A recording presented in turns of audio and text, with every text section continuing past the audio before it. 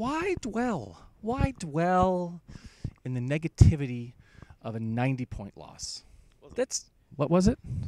55-20. Oh, felt like 90. Look to the future, they say. All great men say. Look to the future.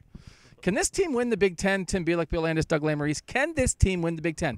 If they run the table in the East, Michigan State, Illinois, Michigan, they'll be in the Big Ten championship. Can this team win the Big Ten, Tim?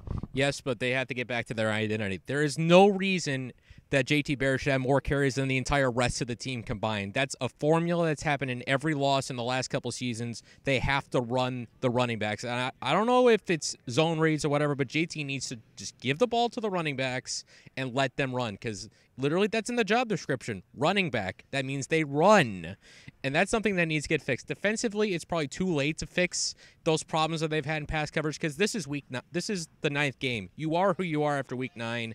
They can do it, but they need to find a way to cover up their weaknesses and get back to who they are, which is running the ball.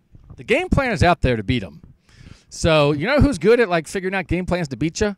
Mark D'Antonio.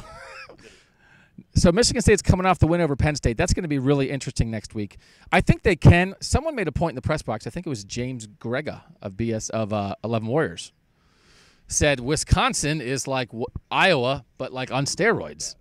So if that scores 55 on you, then Wisconsin might score 80 on you. And I would have come into this game thinking Wisconsin's a fraud. They can't beat Ohio State. This is a big test, bounce back, whatever. I'll be very surprised if Ohio State doesn't go back to 30 carries a game for the tailback and 20 carries a game for JT Barrett and ram and say, let's do what we do best.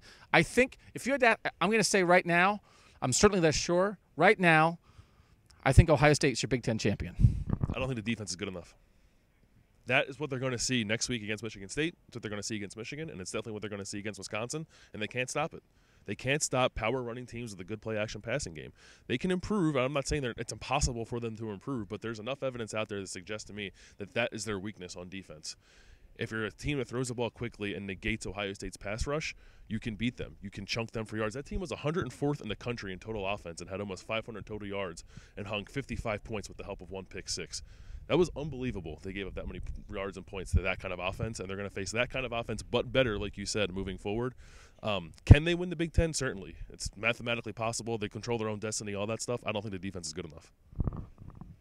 Persuasive. Much more coming at cleveland.com. This is a line in the sand for the Ohio State program. Because it's a line in the sand because it's either a line in the sand or it's not a line in the sand. Because if it's a line in the sand, that means there was all the good right till here, and then something happened. Or it can just be one of those games you lose, and you say, wow, that was crazy. But I don't know which way it's going to go.